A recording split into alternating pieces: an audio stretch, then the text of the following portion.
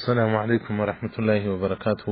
محترم پوښتنه کړې ده چې یو انډیوال مې راته وویل چې ته د دیوبندي صاحب څخه پوښتنه وکړه او یو واده والا ښځه یې تښتولې ده،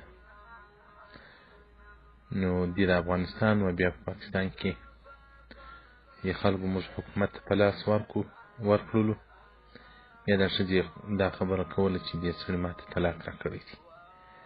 ما حکومت بیا موږ ایله کړو، نو هلته خو دا وایي دا د دنیا نظام اوس داسې جوړ شوی دی چې دا د ښځو و ګواهیو یا د دوی و خبرو ته اعتبار ورکوي. نو بیا دا د ښځې زوړ خاوند طلب وکړي چې دا ښځه راکړي. دغه نوی خاوند ورته وایي چې په یوه شرط یې در کوم چې وژنې بیا نه، خو لیکن هغه یې وژني. نو اوس دی ژوند ورسره تېروي. ښځه وایي ما ته یې طلاق راکړی دی، خو دی خپله وایي چې ښځه نشي خبرې کوي، هغه طلاق نه دی ورکړی. نو اوس وایي د دې سره یې ژوند څنګه دی، ګزاره یې څنګه ده، که ور پرېږدي هغه یې وژني. محترمه یوه بشري مسله درته وړاندې کړم، بیا په دې باندې لږ وضاحت ورکړئ.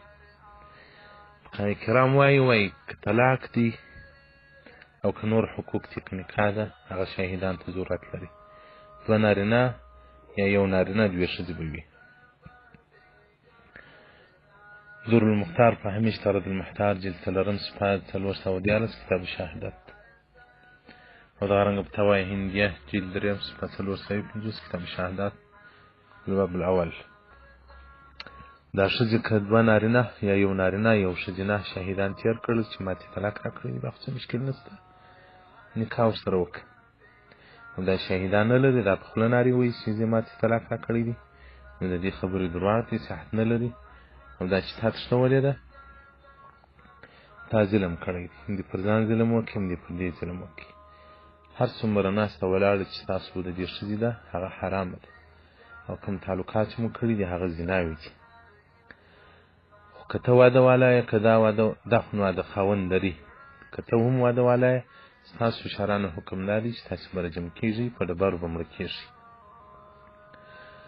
نو د دې حکم هم دا دی چې بس ویې سپاره، که هغو پرېښوله او الخو شرایط ته تسلیم کړي، رجم دې کړي.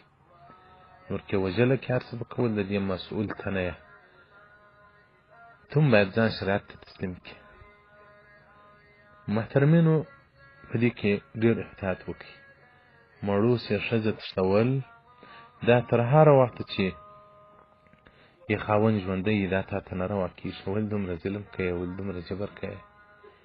او پښتنو د الله جل جلاله د قرآن په خاطر، د الله د ذات په خاطر، د الله د نبي په خاطر باندې دا لوڼې چې ورکوئ لږ یې پوښتئ، دغه یې نتایج راووځي. د ښځې مېړنۍ خوښ بهرحاله بل چا سره پاده سوي وتښتېږي، لږ خو مشوره ورسره کوه. که ته ځینې شرمېږي یا دا درته شرمېږي، په دې کور کې نور نجونې، په دې کور کې ورېندارګانې، په دې کور کې چې داسې څوک وي چې د دې نجلۍ سره یې مجلس وي، هغه ته ووایه چې دې ته وا چېرې دې ورکړو، څنګه ځای دې ورکړو. موږ خو له بده مرغه د انسانانو ژوند اور ته نسو، انسانانو اور ته اچوو، ژوند یې د خطر سره مخامخ کوو.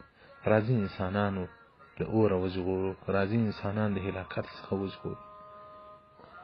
دا نن یې چا زنګ راته ووایه چې مولوي صاحب ما ته کوزده کوي چې کوم ځای زما خوښ دی، دی په خارج کې و، کور یې په افغانستان کې و، هغه ځای نه راغواړي. بس پلار وایي په دې موږ پوهېږو، ته په دې کار وکار مه لره. دی وایي زه اوس څه وکړم، مال حق د رایې لرې، کومه ښځه چې دې نه یې خوښه، ستا د پلار یې لا نشي در غوښتلی چې ستا نه یې خوښ. دا زموږ منطق دی، دا زموږ انسانیت دی، دغه زموږ اخلاق دی. زوی هم اور ته واچوو، لور هم اور ته واچوو، بیا ژوند ټول ور هلاک کړو. د خدای په لحاظ که زوی ته کوزده کوئ، پوښتنه ځینې وکړه چېرې کوزده درته وکړه، د ده په خوښي یې ور وغواړه. یو که د ده دی ځای خوښ و چې هغه د شریعت خلاف و، بیخي فساد و شر و، بیا خو بلکل صحیح ده، مه یې ور وغواړه. یا د ښځې دی ځای خوښ کړي چې هغه شر و فساد، مه یې ور وغواړه. او حالان زموږ تاسو جامعه کې داسې ځایونه ښځې نه خوښوي چې هغه د شر و فساد دي.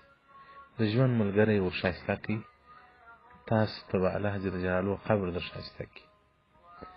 نو که مو لوڼې او خویندې ړند پټ سترګو ورکولی نتایج به یې دغه راوځي چې تښتي به. السلام علیکم ورحمة الله وبرکاته.